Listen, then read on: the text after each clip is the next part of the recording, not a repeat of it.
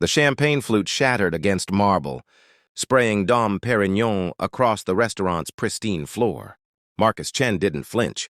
At 42, the tech billionaire had seen and broken more expensive things before breakfast. What caught his attention wasn't the mess, but the young woman in the server's uniform who knelt to clean it without a trace of judgment in her eyes. "Leave it," Marcus barked, louder than necessary. The entire private dining room fell silent. His business associates shifted uncomfortably in their chairs. "I said leave it. That's what we pay people for." The woman stood slowly, meeting his gaze with quiet dignity. She couldn't have been more than 25. With tired eyes that had seen too much and hands that trembled slightly as she clutched her cleaning cloth. "Of course, sir. I apologize for the disturbance." Something about her composure irritated him. Marcus had built a $12 billion empire by reading people, by finding their weaknesses and exploiting them.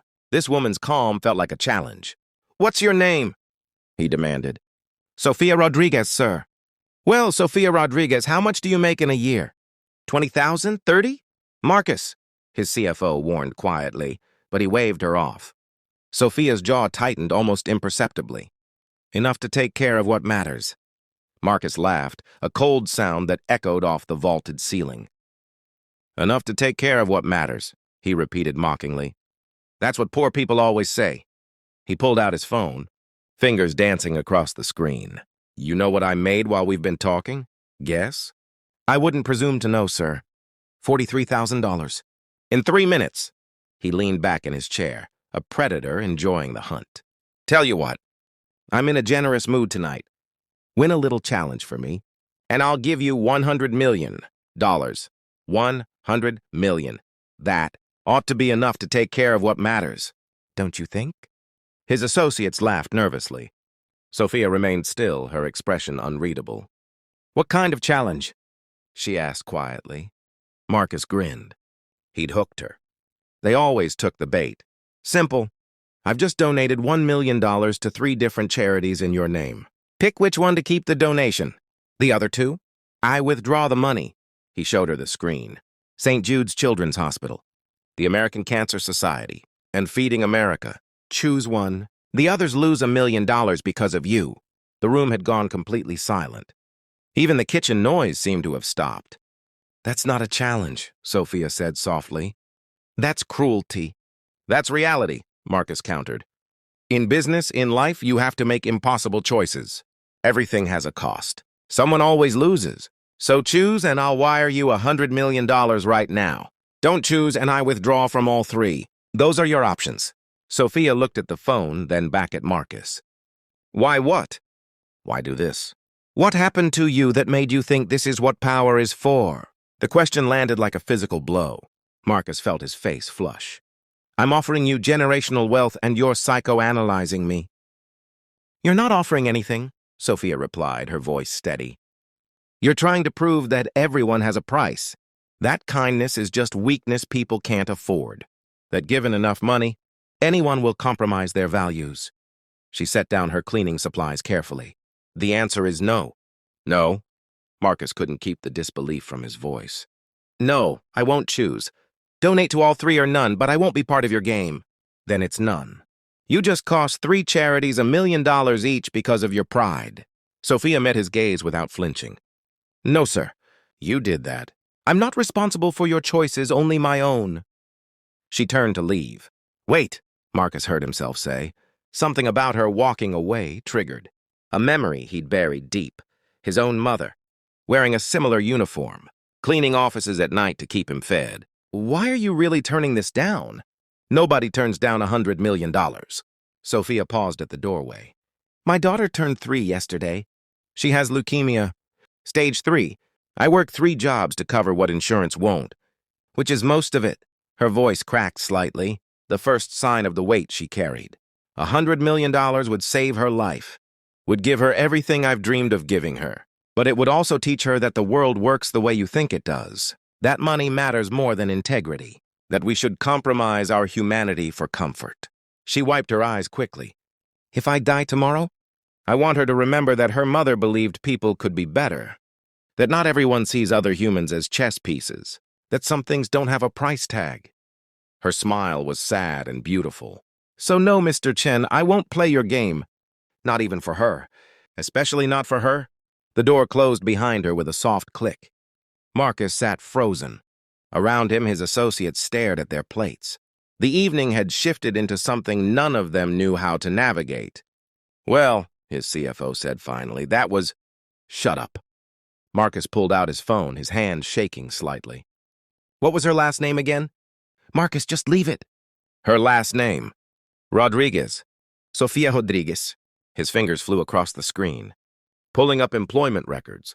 Cross-referencing hospital databases. His company's healthcare division had access to. There it was. Isabella Rodriguez, 3 years old. St. Jude's Children's Hospital. Treatment cost, $180,000 so far. Projected total north of $500,000. Mother, Sofia Rodriguez. 3 jobs, $43,000 annual income. The numbers blurred as Marcus stared at them. He saw his own mother's face decades ago, choosing between electricity and groceries. Remembered her saying that being poor meant living with impossible choices. But staying human meant remembering that other people faced the same. He'd forgotten. Somewhere between his first million and his first billion, he'd stopped seeing people and started seeing assets, numbers, variables in an equation. Marcus stood abruptly. The dinner's over. Everyone out. Marcus, out. They left quickly. Alone in the vast dining room, Marcus walked to where Sofia had knelt to clean his mess. He picked up a piece of broken glass, feeling its sharp edge bite into his palm. $43,000 in 3 minutes. He'd said it like an achievement. Like proof of his worth, but Sofia made that much in an entire year, working herself to exhaustion. And she'd walked away from $100 million to protect her daughter's understanding of human dignity. Which of them was actually rich? Marcus made 4 phone calls. The first was to St. Jude's CFO, a personal friend whose kids went to school with his own. The second was to his company's foundation director. The third was to his personal attorney. The fourth he hesitated before dialing.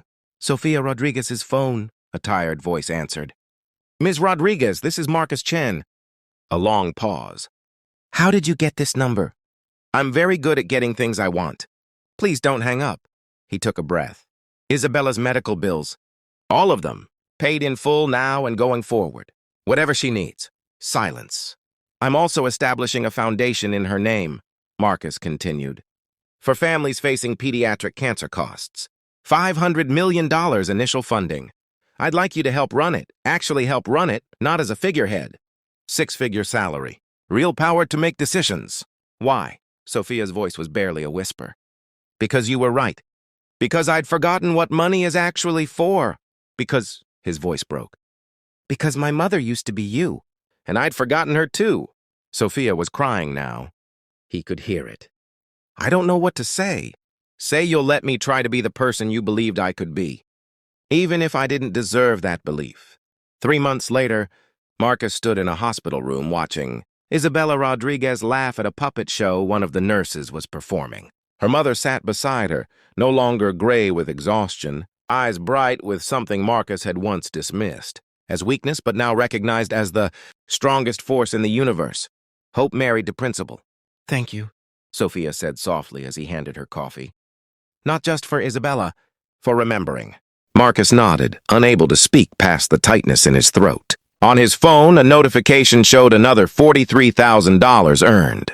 He looked at it, then at the little girl who'd never know she'd saved a man's soul by having a mother brave, enough to walk away from everything. No, he finally managed. Thank you for not taking the money. For showing me what $100 million really can't buy. Outside the hospital window, the city sparkled with evening lights. Somewhere in those buildings, other Sofias were working impossible hours, making impossible choices, staying human against impossible odds. Marcus picked up his phone and started typing. The foundation was just the beginning. Sometimes losing a game you didn't know you needed to lose is the only way to finally win.